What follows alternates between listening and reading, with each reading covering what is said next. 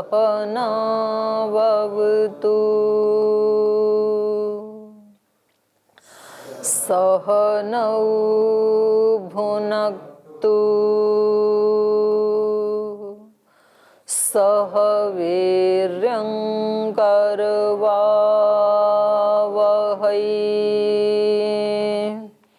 तेजस्विनावधीतमस्तु मा विद्विषावहै। ॐ शान्ति शान्ति शान्तिः।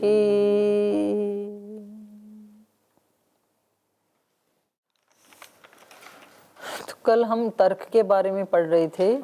तो तर्क का लक्षण करते हुए आचार्य कहते हैं अविज्ञात तत्वर्थे, जिस पदार्थ के बारे में हमें तत्व ज्ञान नहीं है, अविज्ञात है उसका तत्वार्थ, उस पदार्थ के बारे में कारणोपपत्तितः, किसी कारण की उपपत्ति होने से, हेतु की उपपत्ति, कोई एक हेतु मिल जाए, कोई कारण मिल जाए उसका, तो तत्व ज्ञानार्थम ऊहस तर्क।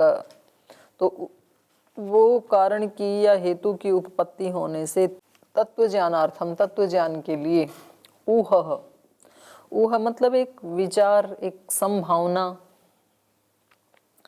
उसको ही हम क्या कहते हैं, तर्क कहते हैं। तो ये इन्होंने बता दिया था कि जैसे आत्मा को लेकर के इन्होंने बताया कि यदि हम आत्मा के बारे में विचार करें कि भाई क्या संभावना हो सकती है, क्या ऊहा हो सकती है, अगर तो उत्पत्ति धर्म वाला है तो फिर तो ना संसार चलेगा ना मोक्ष होगा। और यदि हम आत्मा को माने अनुत्पत्ति धर्म वाला तो ये संसार भी चलेगा, क्योंकि जैसा जिसका पीछे का कर्म वैसे उसके इस जन्म की जाति आयु भोग तो चलता रहेगा ऐसे। और यदि उनको हटा दें तो ये आत्मा मुक्त हो जाएगा, तो भोग और अपवर्ग दोनों सिद्ध हो जाते हैं। तो ये एक तरह से क्या है, ये अंतिम सत्य तो नहीं है कि भाई हमने इस ऊहा से, इस तर्क से हमने ये जान लिया कि आत्मा अनुत्पत्ति धर्म वाला है। तो ये जो हमारा ज्ञान है ये तत्वर्थ थोड़ी है, ये हमारा अंतिम यथार्थ ज्ञान थोड़ी है। यथार्थ ज्ञान तो कौन सा होगा, साक्षात्कार करेंगे तब होगा यथार्थ ज्ञान तो। लेकिन तर्क से जाना हुआ ये जो ज्ञान है ये साक्षात्कार करने में सहायता करता है, क्योंकि जब हमने ऊहा से, तर्क से ये जान लिया कि आत्मा उत्पत्ति धर्म वाला तो हो नहीं सकता है तो अनुत्पत्ति धर्म वाला ही, क्योंकि तभी संसार और अपवर्ग दोनों सिद्ध होंगे। तो अब हम उसको जानने में अष्टांग योग आदि का अनुष्ठान करेंगे, पालन करेंगे। तो एक तरह इस तर्क ने हमें तत्व को जानने में क्या कर दी, सहायता कर दी, हेल्प कर दी। ऐसा होता है तर्क। तो इसी बात को उठा रहे हैं भाष्यकार। कथम पुनः अयम तत्व ज्ञानार्थो न तत्व ज्ञानम एव इति। सूत्र में आपने ये क्यों कहा कि ये तत्व ज्ञानार्थ, तत्व ज्ञान के लिए है, तत्व ज्ञान के प्रयोजन के लिए है तर्क। न तत्व ज्ञानम एव इति, तत्व ज्ञान ही नहीं है क्या ये तो सत्य ज्ञान हो ही गया कि आत्मा अनुत्पत्ति धर्म वाला है, तो इसी को सत्य क्यों न मान ले हम।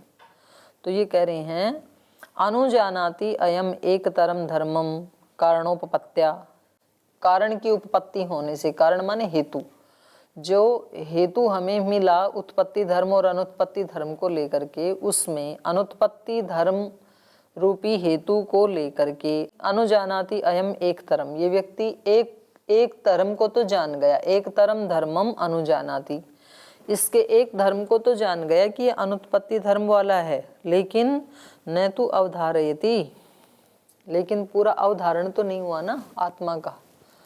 अवधारयति कोई खोल दिया, न व्यवस्यति, निश्चय तो नहीं कर पाता है, व्यवस्यति कोई खोला, न निश्चिनोति, निश्चित रूप से निश्चय नहीं कर पाता है, एवं एव इदम इति, कि ये आत्मा ऐसा ही है, ऐसा अंतिम निर्णय नहीं कर पाता है, तत्व ज्ञान नहीं होता है इससे। तो का कथम तत्व ज्ञानार्थम इति, ऊपर जो कथम लिखा हुआ था वो वहां से काट के यहाँ लिख लीजिए, यहाँ जुड़ेगा वो। कथम तत्व ज्ञानार्थ इति, तो फिर ये तत्व ज्ञान के लिए कैसे है, हेल्प कैसे करता है तत्व ज्ञान में ये तर्क। तत्व ज्ञान विषय अभ्यनुज्ञा लक्षणा अनुग्रह भावितात् प्रसादात् अनंतरः प्रमाण सामर्थ्यात् तत्व ज्ञानम उत्पद्यते इति एवं तत्व ज्ञानार्थ इति। तत्व ज्ञान विषय अभ्यनुज्ञा लक्षण, कह रहे हैं तत्व ज्ञान विषय का अभ्यनुज्ञा लक्षण, तत्व ज्ञान की जो भी अभ्यनुज्ञा है, उपपत्ति है तत्व ज्ञान की, उसके होने पर अभ्यनुज्ञा लक्षण अनुग्रह भाविता, ये तर्क क्या करता है, अनुग्रह करने वाला होता है।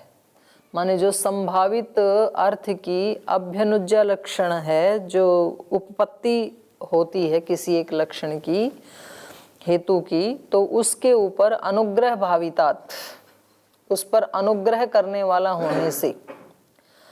प्रसन्नाद, प्रसन्नाद का मतलब है अबाधित चिंतन। किसी व्यक्ति को, जैसे अब हमें ये पता लग गया कि आत्मा अनुत्पत्ति धर्म वाला है, तो अब हम इसके ऊपर अबाधित चिंतन कर सकते हैं, गहरे में जा सकते हैं। तो उस चिंतन को यहाँ पर कहा प्रसन्नाद। प्रसन्नाद अनंतरः प्रमाण सामर्थ्यात् तत्व ज्ञानम उत्पद्यते। ऐसे चिंतन करते करते करते करते और फिर हम प्रमाण को प्राप्त कर लेते हैं। माने तर्क की सहायता से, ये जो तर्क है ये प्रमाण के ऊपर अनुग्रह करने वाला होता है। अनुग्रह किस रूप में करने वाला होता है, प्रसन्नाद, अबाधित चिंतन होने से। प्रमाण सामर्थ्यात्, फिर प्रमाण की प्राप्ति हो जाती है, और प्रमाण सामर्थ्यात्, प्रमाण की सामर्थ्य से तत्व ज्ञानम उत्पद्यते इति, फिर तत्व ज्ञान हो जाता है। इत्येवं तत्व ज्ञानार्थम, तो इस रूप में ये तत्व ज्ञान के लिए है। अकेला जो तर्क है वो सत्य को प्राप्त नहीं करवा सकता है, लेकिन सत्य की प्राप्ति में ये प्रमाण का प्रयोजक बन जाता है, प्रमाण की सहायता करने वाला बन जाता है। तो कुछ लोग केवल तर्क से ही सत्य को जानना चाहते हैं, तो वो ठीक नहीं है। अकेले तर्क से सत्य को नहीं जाना जा सकता है। कुछ लोग बिना तर्क के ही सत्य को स्वीकार करके जानना चाहते हैं, तो वो भी ठीक नहीं है। बिना तर्क के आप नहीं जान सकते। तो तर्क को इसलिए यहाँ एक महत्वपूर्ण भूमिका इसमें मानते हैं आचार्य, सत्य की प्राप्ति में, तत्व की। इसलिए 16 पदार्थों में अलग से उसकी गणना की। 2 प्रकार के लोग मिलते हैं ना हमें संसार में। वो कहते हैं जी हमें ये सब बातें अंधविश्वास की हमें समझ में नहीं आती। आपके साधु संत महात्मा वेद दर्शन शास्त्र उपनिषद क्या कहते हैं, हमें नहीं समझ में आता। लॉजिक दो, क्या है, तर्क दो, तर्क से समझ में। आपने तर्क दे दिया तो ठीक है वो। तो ये कह रहे नहीं, केवल लॉजिक से नहीं सत्य की प्राप्ति होती है। तार्किक व्यक्ति सत्य को प्राप्त नहीं कर पाएगा केवल तर्क से। तर्क की सहायता से तो प्राप्त कर पाएगा, पहले तर्क होना चाहिए। फिर दूसरे कहते हैं भाई जी हमें ये तार्किक लोग बिल्कुल पसंद नहीं है, हमें तो श्रद्धा भक्ति वाले लोग भाते हैं। श्रद्धा रखो गुरु में, भगवान में, धर्म में, और सत्य की प्राप्ति हो जाएगी एक दिन। तो तब भी प्राप्ति नहीं होगी। इसीलिए केवल श्रद्धा के बल पर फिर सोमनाथ के मंदिर को भगवान शिव बचा नहीं पाए, क्योंकि उनको जो करना था वो उन्होंने किया ही नहीं। तो जैसे मैं कई बार उदाहरण देती हूँ ना, कि कोई व्यक्ति कहे कि जी मुझे तैरना आता नहीं है, पहले मैं तैरना सीखूं, उसके ग्रंथ पढ़ूं, उसकी नॉलेज इकट्ठी करूं, तो फिर पानी में मैं उतरूंगा, तब तैरूंगा, उससे पहले पानी में नहीं जाऊंगा। तो तर्क तो समझ में आता है भाई, जिसकी जानकारी नहीं है तो वो बिना जाने पहले उसमें आप जाओगे तो डूब ही जाओगे ना। तो जब तक तैरना नहीं आएगा पानी में नहीं जाऊंगा। पर बात ये भी तो ठीक है, जब तक आप पानी में नहीं जाएंगे तो कितनी भी पुस्तकें पढ़ लें, तैरना नहीं आएगा। तो लॉजिक तो समझ में आता है कि जब तक तैरना नहीं आए पानी में मत उतरो, वरना डूब जाओगे। पानी में कब उतरो, जब तैरना आ जाए। तर्क तो बहुत अच्छा है, लेकिन सत्य तो नहीं है ना ये। सत्य तो ये है कि जब उतरोगे तब ही तैरना आएगा। किनारे खड़े खड़े चाहे सारी जिंदगी बीत जाए तैरना आएगा ही नहीं। तो सत्य अलग है ना तर्क से, तो तर्क से केवल सत्य नहीं मिलता है और बिना तर्क के भी मुश्किल से ही सत्य मिलता है। नहीं मिलता ये तो नहीं कहेंगे, श्रद्धा के अतिरेक से मिल सकता है, लेकिन ये उसमें सहायक है तर्क। तो इसलिए इन्होंने कहा तत्वज्ञान विषय अभ्यनुज्या लक्षणा अनुग्रह भावितात प्रसन्नात अनंतर। उसके बाद यहाँ अनंतर के बाद अल्प विराम लगा लें। तो तत्व ज्ञान की जो अभ्यनुज्या है, जो उपपत्ति है, उसके होने पर अनुग्रह भावितात, ये जो तर्क है ये उस पर अनुग्रह करने वाला होने से, माने संभावित अर्थ का चिंतन करते समय कोई बाधा नहीं आने देगा। ये तर्क अबाधित चिंतन होता है तर्क की सहायता से। प्रसन्नाद अनंतर, अबाधित चिंतन होने के बाद प्रमाण सामर्थ्यात, फिर प्रमाण मिल जाता है और उस प्रमाण के सामर्थ्य से तत्व ज्ञानम उत्पद्यते, तत्व ज्ञान की उत्पत्ति हो जाती है। इत्येवं तत्व ज्ञानार्थ इति, तो इसलिए ये तर्क तत्व ज्ञान के लिए हमने कहा है। स्वयं तर्क प्रमाणानि प्रतिसंदधान, तो कह रहे वह यह तर्क प्रमाणानि प्रतिसंदधान, प्रमाण का अनुसंधान करता हुआ, प्रमाण का अविरोध करता हुआ, उसका सहायक बनता हुआ, प्रमाण अभ्यनुज्ञानात्, प्रमाण के अनुकूल होने से, प्रमाण को स्वीकार करता हुआ उसके अनुकूल होने से, प्रमाण सहित वादे अपदिष्ट, प्रमाण सहित वाद में ये अपदिष्ट ग्रहण किया गया है। जब हम वाद करते हैं, कथा करते हैं, तो तर्क का प्रयोग तो करना है, लेकिन प्रमाण के साथ, ओनली तर्क नहीं, प्रमाण के साथ। इति अविज्ञात तत्वम अनुजानाति, तो इस प्रकार से तर्क का आश्रय लेकर के प्रमाण की सहायता से अविज्ञात तत्व को ये व्यक्ति जान लेता है। यथा सो अर्थो भवति तस्य, यहाँ यथा की जगह तथा कर लो, तस्य तथा भावः तत्वम अविपर्ययो यथा तथ्यम। तो यथार्थ क्या होता है उसको बता रहे हैं। यथा सो अर्थो भवति, जो जैसा पदार्थ होता है, तस्य तथा भाव है, उसका वैसा ही, तस्य तथा भावम तत्वम, उसका वैसा ही स्वरूप जान लेना, ये ही तत्व है। अविपर्ययो, उससे विपरीत नहीं होना चाहिए, उसी को क्या कहेंगे, यथा तथ्यम, यथार्थ अर्थ। एतस्मिंश्च तर्क विषये, और करें इस तर्क के विषय में ही, विमृश्य पक्ष प्रतिपक्षाभ्याम अर्थावधारणम निर्णयः, करें इसी तर्क के विषय में ही तर्क को प्रमाण की सहायता से पक्ष और विपक्ष के माध्यम से विमृश्य, विमर्श करके अर्थावधारणम, पदार्थ का अवधारण कर देना, इसको कहते हैं निर्णय। स्थापना, स्थापना मतलब साधन, और प्रतिषेध माने उपालंभ। यहाँ पर दो शब्दों का प्रयोग किया जाता है वाद में, एक किया जाता है स्थापना और दूसरा प्रतिषेध। तो कह रहे हैं स्थापना तो कहते हैं साधन को, अपने पक्ष की स्थापना माने अपना साधन, और दूसरे का प्रतिषेध माने उपालंभ, खंडन करना। तो अपने पक्ष की स्थापना करना ये साधन है, और दूसरे के पक्ष का प्रतिषेध करना ये उपालंब है। तो यहाँ सौ की जगह तौ कर लो, तौ साधनोपालंभौ, तो वे दोनों साधन और उपालंभ पक्ष प्रतिपक्षाश्रयौ व्यतिशक्तौ अनुबंधेन प्रवर्तमानौ पक्ष प्रतिपक्षौ इति उच्यते।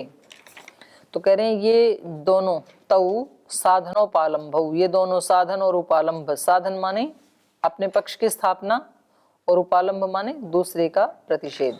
तो ये दोनों पक्ष प्रतिपक्ष आश्रयौ, साधन और उपालंब पक्ष और प्रतिपक्ष के आश्रय से रहते हैं।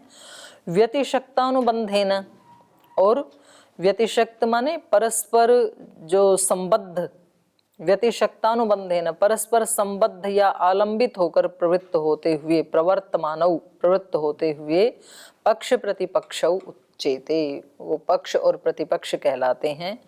तयो अन्य तरस्य निवृत्ति एक तरस्य अवस्थानम अवश्यम भावी। तो जब पक्ष और प्रतिपक्ष दोनों चलते हैं कथा में, तो उनमें से एक की तो निवृत्ति हो जाती है तर्क करते करते, और दूसरे का अवस्थान हो जाता है। तो ये अवश्यम भावी, ये जरूरी है। दो खिलाड़ी कुश्ती करेंगे तो एक विजयी होगा, एक पराजय होगा, तो यही है। यस्य अवस्थानम तस्य अवधारणम निर्णय, तो जिसकी निवृत्ति हो जाती है वो तो हार गया, और यस्य अवस्थानम, जो ठहर गया, स्थिर रह गया, तस्य अवधारणम, उसका जो अवधारण है, उसका जो कहना है वो ही निर्णय होता है। नेदम पक्ष प्रतिपक्षाभ्याम अर्थावधारणम संभवति थी एको ही प्रतिज्ञातम अर्थम हेतुतः स्थापयति प्रतिसिद्धम च उद्धरति द्वितीयस्य। कह रहे हैं न इदम पक्ष प्रतिपक्षाभ्याम अर्थावधारणम, केवल पक्ष और प्रतिपक्ष के द्वारा ही अर्थावधारण नहीं होता है, संभव नहीं है, बल्कि उसमें क्या करना होता है, एको ही, उनमें से एक को, प्रतिज्ञातम अर्थम हेतुतः स्थापयति, उनमें से कोई एक प्रतिज्ञात अर्थ को, जो अर्थ हमें जानना है, उस पदार्थ को हेतुतः स्थापयति, हेतु पूर्वक उसको स्थापित करता है, अपना पक्ष रखता है। और दूसरा प्रतिसिद्धम च उद्धरति, फिर वो जो स्थापित करता है तो दूसरा उसके ऊपर आक्षेप लगाता है, उसका विरोध करता है। तो प्रतिसिद्धम च उद्धरति, प्रतिषेध किए हुए का उद्धार करता है, जो उसके ऊपर आक्षेप लगाता है तो उसका समाधान करता है। प्रतिसिद्धम च उद्धरति द्वितीयस्य, द्वितीयस्य प्रतिसिद्धम, दूसरा व्यक्ति जो हमारा प्रतिषेध कर रहा है उस अपने प्रतिषेध का उद्धार भी करता है, तो वो व्यक्ति जीतता है। तो देखो कितनी अच्छी लाइन है ये। मतलब आपको अपने सत्य को स्थापित करने के लिए दो काम करने पड़ेंगे। आपका जो अपना सत्य है उसमें तो प्रमाण होना चाहिए। आप कह रहे हैं कि जी प्राणायाम करने से ये रोग ठीक होते हैं, तो उसके तो प्रमाण होने चाहिए। आप प्राणायाम करो, कराओ, ऐसे 10, 20, 50, 100, 200 लोग आपके पास हों। और फिर दूसरा जो आक्षेप कर रहा है, प्रतिषेध कर रहा है, उससे अपने पक्ष का उद्धार करना। नहीं तो हम स्थापित करते जाएंगे, वो खंडन करता जाएगा, तो हमारा स्थापित कैसे होगा। हम किसी वृक्ष को बो रहे हैं बार बार और दूसरा उखाड़ दे रहा है, तो फल कहाँ से आएंगे। तो दूसरे को तो रोकना, अपने फेंस लगा के रखो ना, वो उखाड़ ही ना पाए। और अपने वाले में पानी डालना और फिर अपनी बात को स्थापित करना। तो सत्य को स्थापित किया जाता है, सत्य को जिताया जाता है, अपने आप नहीं जीतेगा। तो उसके लिए हमें प्रयास करना पड़ेगा। सत्य तो है ही, सारे वेदों में, दर्शनों में, उपनिषदों में सत्य है ही ना, तो वो अपने आप जीतेगा क्या? नहीं, उसको आप अपने जीवन से, आचरण से, वाणी से, व्यवहार से आपको खुद उसको जिताना पड़ेगा। आप वैसा जिएंगे तो जीतेगा, केवल पुस्तक में लिखा हुआ नहीं जीत पाएगा। तो इसलिए इन्होंने कहा कि केवल पक्ष और प्रतिपक्ष दो जने बैठ गए, इससे अर्थ का उदाहरण हो जाएगा क्या? बोले नहीं, उन दोनों में से किसी एक को क्या करना पड़ेगा, अपने पक्ष को हेतु पूर्वक स्थापित करना पड़ेगा, और दूसरा व्यक्ति जो हमारा प्रतिषेध कर रहा है उससे अपना उद्धार करना पड़ेगा। दो काम करने पड़ेंगे, तब निर्णय होगा।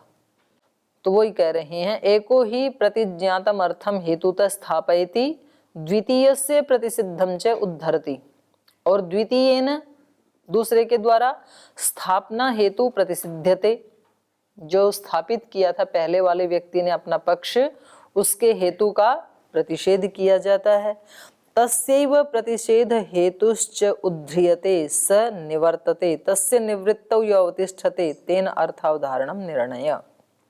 दूसरा व्यक्ति जो है द्वितीय न, दूसरे के द्वारा स्थापना हेतु प्रतिसिध्यते, जो प्रतिष्ठापित पक्ष है उसके हेतु का प्रतिषेध किया जाता है। तस्यैव प्रतिषेध हेतु, और उसी के जो प्रतिषेध हेतु है उसका उद्ध्रियते, उद्धार किया जाता है अपने द्वारा। माने उसने जो प्रतिषेध किया था उससे अपना उद्धार किया जाता है। स निवर्तते, जब हम अपना उद्धार कर लेंगे तो वो निवृत्त हो जाएगा। तस्य निवृत्तौ, उसके निवृत्त होने पर, यो अवतिष्ठते, जो ठहर जाता है, जो बच जाता है शेष, तेन अर्थावधारणम निर्णय, उसके द्वारा ही उस अर्थ का उदाहरण होता है और उसी को निर्णय कहते हैं। उभाभ्याम एवं अर्थावधारणम, इत्याह। कह रहे हैं तो अर्थ का अवधारण एक पक्ष से नहीं होता बल्कि दोनों पक्षों से होता है। कैसे? कया युक्त्या? एकस्य संभवः द्वितीयस्य असंभव, क्योंकि उन दोनों में से एक के सिद्ध होने से और दूसरे के असिद्ध होने से, तो दूसरे को असिद्ध करेंगे तभी तो हमारे वाला सिद्ध माना जाएगा ना। तौ एतौ संभव संभवौ विमर्शम सह निवर्तयत उभय संभवे। तो ये दोनों थे संभव और असंभव, इन दोनों में विमर्शम सह, विमर्श के साथ, तो वहाँ शास्त्रार्थ चलेगा, तो उनमें निवर्तयत उभय संभवे, तो वो उनमें से कोई एक जो है वो निवृत्त हो जाएगा। दोनों ही संभव हो रहे थे लेकिन दोनों अवधारण करने में संभव नहीं होंगे। उभया संभवेतु अनिवृतो विमर्श, ये चलेगा कब तक? जब तक दोनों संभव रहेंगे। तौ एतौ संभव असंभव विमर्शम सह निवर्तयत उभय संभवे, जब तक दोनों संभव हैं। वैसे यहाँ पर ना निवर्तयत, यहाँ पर पूर्ण विराम कर लेना चाहिए क्योंकि यहाँ पर वाक्य पूरा हो जाता है। तौ एतौ संभव संभव विमर्शम सह निवर्तयत, वो दोनों ही सिद्ध और असिद्ध जो दो पक्ष थे वो दोनों विमर्श के साथ आगे बढ़ते हैं और उनमें से एक निवृत्त होता है, निवर्तयत, कोई भी एक रुकता है। उभय संभवे, लेकिन विमर्श में तो दोनों की संभावना है ना, तब तक तो विमर्श चलता ही रहेगा जब तक कि उनमें से एक ना निवृत्त हो जाए। उभय संभवे, उभया संभवेतु, ये आगे जो उभय संभवे के आगे जो पूर्ण विराम है ना उसको काट लीजिए। उभय संभवे उभया संभवेतु अनिवृत्तो विमर्श इति, यदि दोनों ही संभव हो मान लो या दोनों ही असंभव हो तब तो विमर्श क्या होगा? क्या होगा?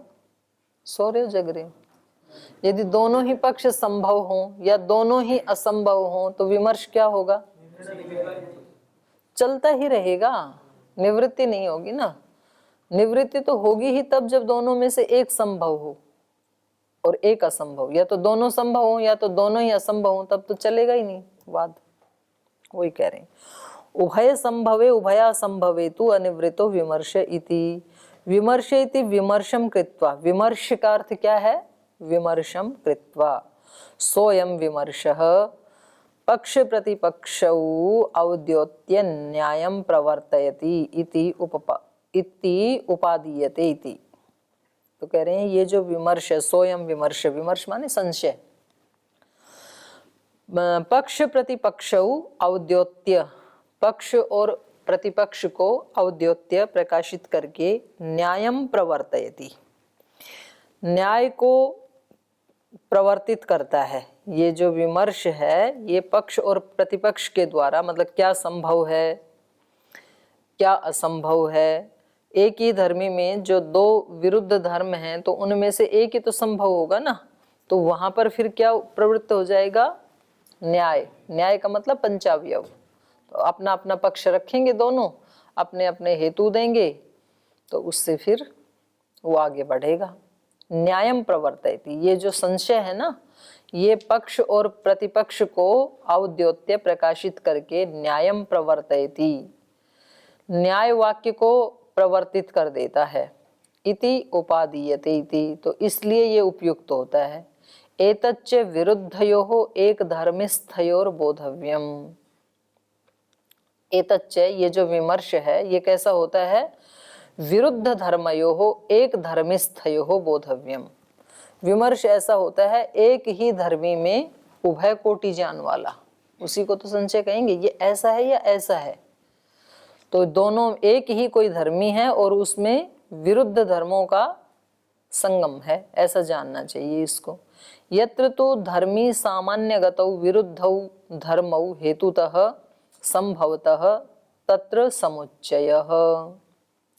यत्र तो धर्मी सामान्यगतौ, जहाँ पर धर्मी सामान्यगतौ माने सामान्य रूप से, विरुद्धौ धर्मौ, ये धर्मौ कर लो है ना, धर्मो नहीं है, एक मात्रा और लगा लो। विरुद्धौ धर्मौ हेतुतः संभवतः, विरुद्ध धर्म वाले हेतु पूर्वक संभव हों तत्र समुच्चय। तो वहां उन दोनों धर्मों का जो समुच्चय है, हेतु तो अर्थस्य तथा भावोपपत्ते है, हेतुतः हेतु सहित अर्थस्य तथा भावोपपत्ते, उस पदार्थ के तथा भाव की उपपत्ति होने से। तो कह रहे हैं यथा, जैसे इसका उदाहरण देते हैं, हेतु तो अर्थस्य तथा भावोपपत्ति, हेतु पूर्वक ही पदार्थ जो है वो तथा भाव की उपपत्ति होने से, यथा क्रियावत द्रव्यम, ये लक्षण है, वैशेषिक में बताया ना, द्रव्य क्या होता है, क्रियावत, क्रिया वाला होता है। क्रियावत द्रव्यम इति लक्षण वचने, ये लक्षण कर दिया। यस्य द्रव्यस्य क्रिया योगो हेतुतः संभवति तत्क्रियावत, यस्य न संभवति तत् अक्रियम इति। ये तो एक सामान्य लक्षण कर दिया, क्रियावत द्रव्यम सामान्य लक्षण हो गए।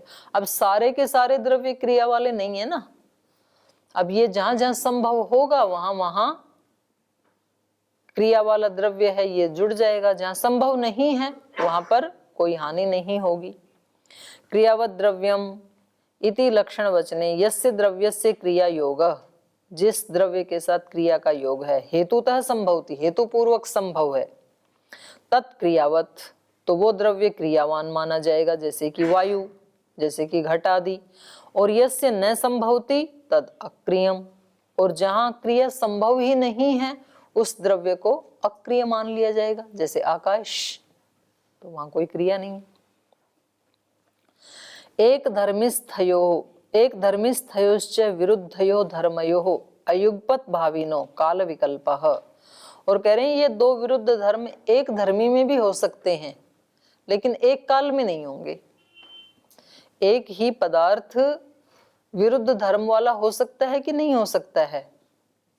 जैसे धरती रात के समय में ठंडी हो जाती है और सुबह धूप आती है तो गर्म हो जाती है, तो ठंडा होना और गर्म होना ये दोनों धर्म एक में ही है कि नहीं है, पर अलग अलग समय में होंगे। जैसे जल को अग्नि का संयोग दें तो गर्म हो जाएगा और अग्नि का संयोग हटा दें तो ठंडा हो जाएगा, पर एक ही समय में ठंडा और गर्म नहीं हो सकता है। तो एक पदार्थ में भी दो विरुद्ध धर्म रह सकते हैं, लेकिन एक समय में नहीं। एक धर्मिस्थयोश्च विरुद्धयो धर्मयो अयुगपत भाविनो, युगपत नहीं होंगे काल का विकल्प होने से। यथा तदेव द्रव्यम क्रिया युक्तम क्रियावत, माने वही पदार्थ क्रिया युक्त भी हो सकता है और अक्रिया युक्त भी हो सकता है। ये तो हमने दो तो अलग अलग उदाहरण दिए थे, आकाश का और वायु का, पर एक ही, जैसे एक मोटर गाड़ी है तो वो क्रियावत है या अक्रियावत है, दोनों है अलग अलग समय में। जब उसको चलाएंगे उस समय क्रिया युक्त द्रव्य है, जब उसको नहीं चलाएंगे तो अक्रिया युक्त है। अनुत्पन्नो परतः क्रियम पुनः अक्रियम करें, यथा तदेव द्रव्यम, जैसे वही द्रव्य, कोई भी एक द्रव्य क्रिया युक्तम क्रियावत, जब वो क्रिया से युक्त हो तो उसको कहेंगे क्रियावत। और अनुत्पन्न उपरतः क्रियम, और जब उसमें क्रिया उत्पन्न नहीं हो रही हो, क्रिया उपरत हो गई हो, पुनः अक्रियमिति, तो उसी को अक्रिय भी कह देंगे। न च अयम निर्णय नियम विमृश्य इव। अब यहाँ एक बात अंत में कह रहे हैं, क्योंकि निर्णय का लक्षण बताते हुए सूत्रकार ने कहा था विमृश्य पक्ष प्रतिपक्षाभ्याम अर्थावधारणम निर्णय, तो यहाँ भाष्यकार जो हैं वो सूत्र का खंडन कर रहे हैं, कह रहे हैं कि ये कोई नियम नहीं है। न च अयम निर्णय नियमः, निर्णय करने में ये कोई नियम नहीं है। विमृश्य एवं पक्ष प्रतिपक्षाभ्याम अर्थावधारणम निर्णय इति, कि हमेशा निर्णय कब हो, पक्ष और प्रतिपक्ष के द्वारा अर्थ का अवधारण करके, विमर्श पूर्वक अर्थ का अवधारण करके ही निर्णय हो, उसी को हम निर्णय कहें, ये कोई नियम नहीं है। किंतु इंद्रियार्थ सन्निकर्षोत्पन्न प्रत्यक्ष अर्थावधारणम निर्णय इति, लेकिन करें इंद्रिय और अर्थ के सन्निकर्ष से उत्पन्न जो ज्ञान है तो हमें निर्णय हो ही रहा है ना, मेरे को दिख रहा है ये गुलाबी फूल है, तो अब यहाँ पक्ष और प्रतिपक्ष के द्वारा विमर्श करके अर्थ का उदाहरण करें ये जरूरी थोड़ी है। वो तो वहां होता है जहां पर कोई चीज प्रत्यक्ष नहीं है। तो निर्णय, हमेशा निर्णय की यही परिभाषा होगी कि भाई हम किसी चीज का निर्णय या अर्थ का उदाहरण कब मानेंगे, जब पक्ष और प्रतिपक्ष के द्वारा उसके ऊपर डिबेट हो और फिर एक निवृत्त हो जाए एक पक्ष और दूसरा स्थापित हो जाए, वो निर्णय होता है, तो बोले ये जो नियम है ये सब जगह नहीं लगेगा, तो प्रत्यक्ष में नहीं होगा। इंद्रिय और अर्थ के सन्निकर्ष से जो ज्ञान उत्पन्न हो रहा है प्रत्यक्ष, वहां अर्थावधारण करने में ये पक्ष प्रतिपक्ष की जरूरत नहीं है, वहां तो निर्णय हो ही जाता है। तो इसलिए परीक्षा विषय हेतु, पर जिस विषय में हमें परीक्षा करनी है स्पष्ट नहीं है, वहां पर तो विमृश्य पक्ष प्रतिपक्षाभ्याम अर्थावधारणम निर्णय, वहां पर तो हमें पक्ष और प्रतिपक्ष के द्वारा विमर्श करके और तब अर्थ का अवधारण करेंगे हम, वो ही निर्णय माना जाएगा। शास्त्रे वादे च विमर्श वर्जम, शास्त्र के विषय में आपको विमर्श नहीं करना है, संशय नहीं करना है। और दूसरा वादे च, जब वाद कर रहे हैं, वाद का मतलब स्वस्थ संवाद, आग्रह नहीं रखना वहां पर। शास्त्र में जैसे लिखा है जैसे कि ज्योतिष टोम आदि करने से स्वर्ग की प्राप्ति होती है, तो अब दो जने बैठ गए, एक कहता है स्वर्ग की प्राप्ति होती है, एक कहता है स्वर्ग की प्राप्ति नहीं होती है, तो इन दोनों में से निर्णय निकलेगा कुछ? तो वहां नहीं निकलेगा। इसलिए शास्त्र का जो विषय है उसमें वाद नहीं करना, क्योंकि शास्त्र होता ही वो है जो आप्तोपदेश होता है, तो वहां पर कोई गुंजाइश नहीं है। शास्त्र के वचन को वो निर्णीत ही है, उन्होंने निर्णय करके ही उस वचन को हमारे लिए शास्त्र के रूप में प्रस्तुत किया है। तो इसलिए यहाँ पर भाष्यकार ने बहुत अच्छी पंक्ति कही है, शास्त्रे वादी च विमर्श वर्जम, शास्त्र में विमर्श नहीं करना। वेद में ऐसा लिखा है, ये ठीक है कि नहीं है, ऐसा करने लग जाओ तो आपको पता ही लग जाएगा ठीक है कि नहीं, डिबेट मत करो। और वादे च, जब हम किसी चीज को जानना चाहते हैं, स्वस्थ संवाद कर रहे हैं, जैसे श्वेताश्वतर उपनिषद आदि में ब्रह्मवादी बैठ के चलो वे ब्रह्म के बारे में जानते हैं, तो वहां पर जैसे मैंने एक पक्ष लिया, आपने एक पक्ष लिया, मैंने अपना हेतु अपना उदाहरण दिया, आपने भी अपना हेतु दिया। कहीं आप यदि गलत हेतु दे रहे हैं तो मैं आपकी हेल्प करूंगी कि आपका हेतु ठीक नहीं है, आप अपने हेतु को करेक्ट करें, आपका हेतु बाहर जा रहा है। या आपका उदाहरण कोई गलत है तो फिर मैं कहूंगी नहीं, आप अपने उदाहरण को चेंज करें, आपका उदाहरण ठीक नहीं है। तो वहां पर इस तरह से वाद किया जाता है एक निर्णय पर पहुंचने के लिए। तो वहां पर विमर्श नहीं किया जाता है, संशय नहीं किया जाता है दूसरे के ऊपर। तो बाकी जो अविज्ञात अर्थ है उसमें फिर पक्ष और प्रतिपक्ष के द्वारा विमर्श करके सत्य को प्राप्त किया जाता है, उसको निर्णय कहते हैं। तो ये प्रथम पाद आपका समाप्त हुआ। तो इसकी फिर कल आप 20 सूत्रों की तैयारी कर लें, परसों फिर आपकी परीक्षा ले लेंगे। ठीक।